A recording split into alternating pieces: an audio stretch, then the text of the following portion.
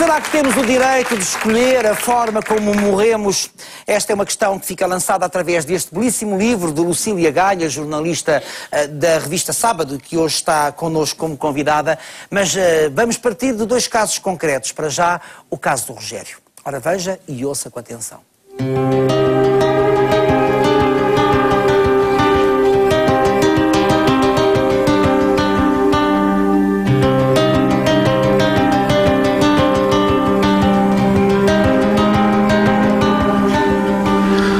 Talvez há uns 7 anos eu sentia algum cansaço e pensei, epá, este cansaço arrastava uma perna um bocado e tal. Havia qualquer coisa. Fui ao médico clínica geral, um tipo bestial, que mandou fazer análises e imediatamente descobriu que o que eu tinha era esclerose lateral amiotrófica. E esta doença, fundamentalmente, destrói todos os músculos. A dificuldade que eu tenho em falar já tem a ver com a pequena quantidade de ar que entra nos pulmões e por isso mesmo falo um bocado mais baixo e com mais dificuldade.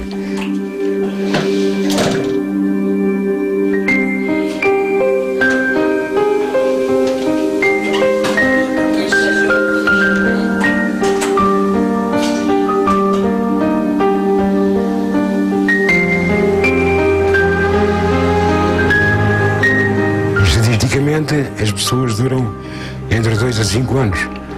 Eu já lá vou com 6. Abriu-se-nos um buraco. É como se naquele momento deixássemos de ouvir, de ver, falar e só pensássemos num buraco, mais nada. Foi assim um choque muito grande. A primeira coisa que pensei foi na eutanásia. Não imediatamente, mas quando chegasse a uma altura em que ficasse completamente dependente, isto é, quando tiver necessidade de me ligar a máquinas para me manter vivo, não me quero ligar a máquinas para me manter vivo, não vale a pena. Escrevi que não quero ter uma vida artificial. O professor Mamed, ele escreveu isso. Tenho um documento escrito com isso. Isto não, acho que não é uma questão de coragem, é uma questão de lógica. A perceber-se que não há cura, que não há nada a fazer. E é o que eu digo, porque dar a desgosto às famílias, aos amigos, todos os dias e não dar a desgosto todo de uma vez só. Acho que é melhor dar a desgosto todo de uma vez só do que estar a dar desgosto todos os dias. Pronto, custa muito, mas acabou-se, pronto. É por isso que eu defendo a morte assistida.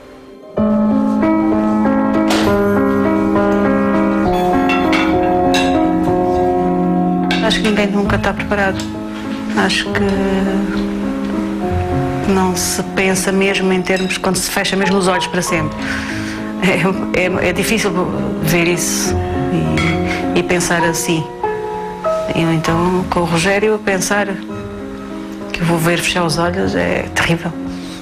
Quando eu acordo, tenho muitos dias que gostava de fechar os olhos, para não ver outro dia. Ver as dificuldades e ver sempre, porque todos os dias o Rogério perde alguma coisa. Portanto, é mais um dia que eu vejo qualquer coisa a menos nele. Portanto, por causa da doença, claro. E quando me deito, foi mais um dia que passou.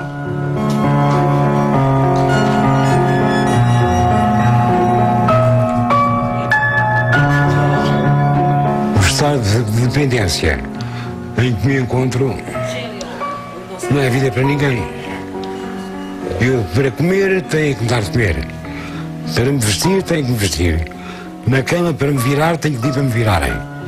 Porque às vezes vêm os outros da posição, não é? Eu levanto, lavo, arranjo, visto, faço o transporte da cama para a cadeira. Portanto, quando eu vou à casa de banho sou eu, é tudo. Atualmente não faço nada sozinho. Sou capaz só de pensar mais nada, não é? É por isso que eu digo que para quem levou uma vida como ele veio, isto é uma maldição tremenda.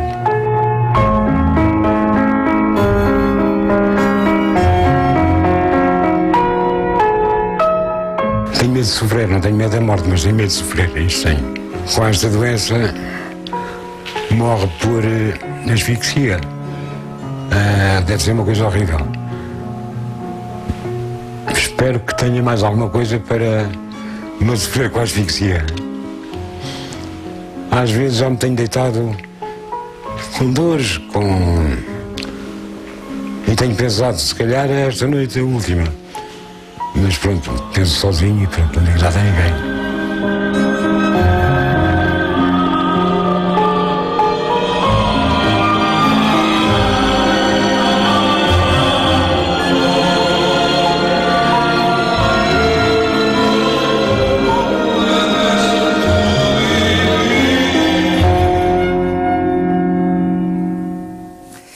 Um grande abraço para o Rogério, se nos estiver a ver, e também para a sua companheira, para a sua mulher. Lucília, com este livro, uma vez mais, se pretende uma reflexão sobre um tema que continua a ser tabu na nossa sociedade. Sim, foi essa mesma a minha ideia. Portanto, no fundo, foi pôr as pessoas a pensar um bocadinho mais acerca da morte, não é? Acho que se fala muito pouco sobre a morte até em geral, não apenas da morte assistida. Fala-se muito pouco sobre a morte, quase como se não falássemos dela, ela não existisse, não é? Como se falar dela desse azar ou qualquer coisa. Quando a morte é coisa que está tão dentro de nós e tão perto de nós diariamente, a cada instante. E faz parte da vida, não é? Portanto, não é? É uma coisa que todos temos como certo, é um clichê, mas é verdade. Sim. E há um dos casos do livro, a Fernanda, que me diz que acha que a morte é o último tabu da sociedade ocidental, e eu, de certa forma, concordo com ela, quando o sexo já deixou mais ou menos de ser, que a morte ainda continua a ser, não é? Além disso... Mas esta abordagem sempre, a abordagem da forma como morremos, porque tal como se diz aqui na contracapa, por exemplo, eu acho que as pessoas hoje, também acho que as pessoas hoje em dia têm menos medo da morte, têm cada vez mais medo da forma como se morre. Exatamente. E quando se fala da eutanásia, quando se fala do testamento vital, mas quando se fala de mortes assistidas, penso que são questões muito complicadas porque envolvem questões ligadas à ética, à religião também, portanto há muitas coisas em jogo, digamos assim, não é? Mas por isso mesmo é que se tem de falar acerca também questões delas, filosóficas não é? também podem ser Exatamente, mas se nós nunca abordadas. falarmos, isto nunca vai para a frente, não é? E a propósito disso que me estava a dizer, ou seja, hoje em dia que se morre também cada vez mais tarde, ou seja, que a medicina consegue prolongar quase indefinidamente uma vida, temos de pensar nas condições também em que queremos viver. Será que queremos viver ligados artificialmente a uma máquina durante anos e anos a fio? Ou já podemos decidir isso através do testamento exatamente, vital, exatamente. E, portanto, há que pensar nestas questões. A questão é levantada no livro. Será que é viver, isto é viver quando há uma doença que nos corrói, que nos mina, que nos destrói, não é? Exatamente. Por isso é que é assim, estas pessoas, ou seja, o que querem é ter a possibilidade de escolher, não é? Ter para as pessoas, exatamente, ter esse direito. Para as pessoas que querem aceitar tudo até ao fim e que querem, portanto, ter uma postura passiva em relação à sua própria morte, esse direito está-lhes assegurado, não é? Portanto, porque no fundo é o que existe agora. Muitas vezes essa postura também tem a ver com as suas crenças religiosas, porque entendem que só Deus é que lhes pode tirar a vida, mas estão no seu direito, estão no seu direito, e ainda bem que certeza. têm esse direito consagrado certeza. para si, não é? Só que as outras pessoas não têm, não é? Portanto, as outras pessoas que querem ter um papel ativo na sua morte, que querem dizer: ok, eu já vivi até aqui e sob certas condições não quero mesmo viver, não quero viver dependendo de terceiros, não quero viver sem estar lúcida, não quero viver sem poder pensar. Essas pessoas não podem antecipar a sua morte. Mas, Lucília, no caso concreto deste senhor, o senhor Rogério, ele já fez o testamento vital, portanto, ele não quer que se prolongue uma vida de modo artificial, através, portanto, de todos os mecanismos que são usados para prolongar a morte artificialmente. Mas se ele tivesse direito à eutanásia em Portugal, ele optaria pela eutanásia? Ou estamos a falar de pessoas, não sei se sentiu isto, ou estamos a falar de pessoas que, apesar de estarem quase no limite, estão ávidas de vida? Exatamente. Era mesmo aí que eu queria chegar. Apesar de estarem no limite, todas estão ávidas de vida, todas acham que é demasiado cedo para se irem embora. Todas ficariam aqui o máximo de tempo possível se pudessem, se tivessem condições para isso. Mesmo a primeira história, a história da Maria, que é um nome fictício, portanto, que é a primeira senhora a ir morrer à Dignitas, à Suíça, sim. Acompanhada por dois amigos. Mesmo essa senhora teve de abdicar de tempo de vida dela para ir morrer à Suíça. Portanto, se calhar se ela morresse cá, mesmo que antecipasse a sua morte, poderia viver mais alguns meses, não é? E podia morrer junto dos familiares, coisa que não aconteceu, não é? E ela queria viver esses meses? Queria. O que ela não queria era morrer sem estar independente e sem estar lúcida, que eram os dois Exatamente, a grandes medos lucidez aqui dela. é uma componente muito importante, não é? Para qualquer um A deles. lucidez e a capacidade de pensamento e de uma pessoa se sentir útil e válida e pessoa, não é? O Rogério está lúcido, portanto. Exatamente, o Rogério está lúcido, o Rogério Mas está lúcido também do seu sofrimento. Exatamente. Isso quase parece contraditório, não é? Sim. Mas o Rogério, eu considero o Rogério uma pessoa de imensa coragem, não é? Sim, porque ele próprio suportou já coisas que ele à partida pensava que não iria suportar, e isso também nos ensina alguma coisa. Portanto, ele nunca à partida se veria nesta situação tão dependente de outra pessoa. Ele dizia-me uma coisa que foi uma das coisas que mais me impressionou no caso dele, que era, numa das entrevistas que nós tivemos, ele dizia-me: ainda há bocado tive comichão, e não disse nada porque também não quero estar sempre a incomodar para me coçar. Imagina uma coisa tão simples como ter comichão e nós coçamos logo, como é óbvio, ele precisa de uma terceira pessoa até para fazer isso, não é? Portanto... Lucília, sendo jornalista, qual que sentimento partiu para este desafio e o que é que foi colhendo ao longo da feitura do livro? Porque nós temos sempre a noção, e é necessária essa frieza, esse distanciamento face a coisas que nos incomodam, que nos tocam. A capa de jornalista, por vezes, desfez-se? Sim. Algumas vezes. Também é impossível não se desfazer, não é? Eu sou uma pessoa como as outras e tenho sentimentos como as outras.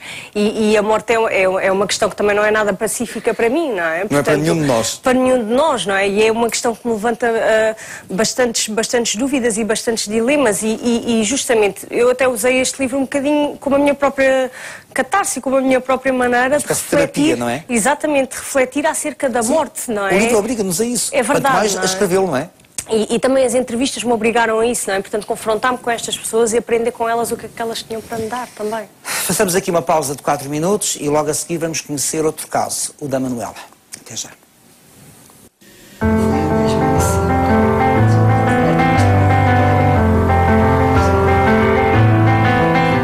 O primeiro terror em relação ao cancro foi há 50 e tal anos, com a doença e falecimento do meu avô paterno, e como muitas pessoas da família do meu avô, irmãs, sobrinhas, sobrinhos, também faleceram assim. Andei sempre desconfiada com os meus exames de rotina, até que há 10 anos e meio, com um, deixei de ficar desconfiada. Tinha acontecido mesmo. Por um lado, foi aquilo que disse: o terror tinha deixado de ser terror, tinha-se transformado numa terrível realidade, acrescento. Por outro lado, nessa primeira fase, tive sempre esperança de que as coisas me iam ser muito favoráveis, e foram realmente durante quase 4 anos. Comecei com dores ósseas, e como nasci de 7 meses, fui sempre muito frágil, interpretava como sendo alguma dor óssea, já eram as metástases a passear pelos ossos e no fígado.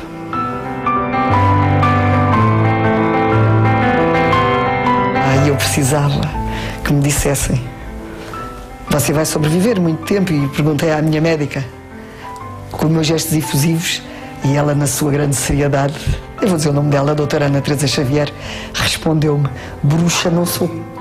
Não tenho vergonha de dizer que perdi a esperança. Felizmente sou uma pessoa que tem uma família muito amiga. Para além dos da casa, os outros não me largam todos os dias.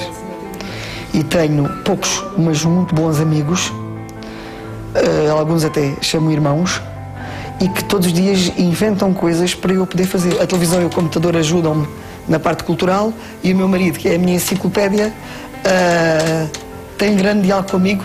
Pronto, não se desmancha, finge que não se aborrece, e lá vamos falando.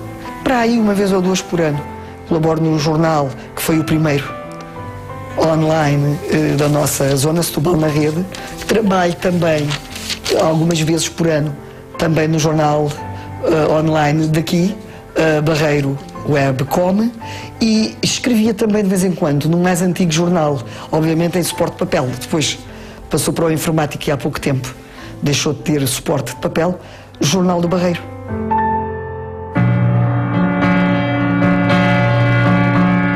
Sinto-me revoltada, mas há tantas doenças ainda piores do que esta, e tanta gente nova, e tanto acidente, e quando chegamos cá já sabemos que é com um bilhete de ida e volta. Ora, também o que é que eu quero fazer? Um amigo meu, cujos pais morreram com a minha situação, uma vez disse-me: olhe, a gente morre quando tem que morrer. Se ele soubesse o bem que isto me fez, portanto, já pensei muito mais na tal da gadanha do que agora. Agora não lhe ligo nenhuma. Ela já me meteu mais medo, que a minha experiência também me mostra a situação degradante que eu já vi de pessoas a falecerem em situações de emergência, no maior do desconforto e da falta de dignidade. Não quero isso para mim. Concordo com a morte assistida e já pensei até em inscrever-me. Já disse a 3 pessoas, todas fingiram que não ouviram, portanto não tive eco. Uma delas, o meu marido. A lucidez e a crueza com que estas pessoas, um beijinho para si, Manuel, e franca recuperação, ou pelo menos as melhoras do quadro atual, chega a incomodar, não é? É verdade. Porque nós não estamos habituados a que as pessoas sejam tão lúcidas a falar da sua própria vida. É. E também terem essa lucidez também para falar da sua própria morte, não é? Exatamente. Era aí onde queria chegar, ou seja, às tantas estas pessoas de tanto pensarem acerca disto também já conseguem, não é criar um distanciamento, porque acho que isso nunca se consegue totalmente, não é? Mas no fundo é de refletir e de conseguirem verbalizar e dizer, se calhar já não me assusta tanto, se calhar era até uma bênção poder... Também é interessante neste depoimento da Manuela, quando ela diz que já falou, portanto, já até falou da morte assistida, da ideia de morte assistida, mas não obteve resposta. E muitas vezes aqui não há resposta porque as pessoas, também elas não sabem falar da morte, portanto, mesmo que seja um marido, não é? Ou um filho. E depois não é só isso. É o tal pudor que temos em relação à morte. E também é aquela questão de não sabermos muito bem como é que devemos lidar com o sofrimento de uma pessoa que nos é querida. E eles também sofrem. É verdade. A família é envolvida neste processo. E daí não estamos preparados para nos despedirmos deles, não é? Ou para lhes dizermos sim, eu respeito as tuas convicções, eu ajudo-te a ir embora, ou apoio que te queiras ir embora. Nós também não conseguimos fazer isso porque gostamos das pessoas, não é? Portanto, há aí um dilema de sentimentos que não é nada fácil de gerir. Este é um livro que eu aconselho realmente a ser lido por si, que está em casa, é uma edição do Grupo Leia, da Oficina do Livro, mais concretamente. Acredita que é mais uma achega, é mais um impulso para que estas questões deixem de ser tabu e sejam faladas como estamos aqui a fazê-lo. Eu espero que sim.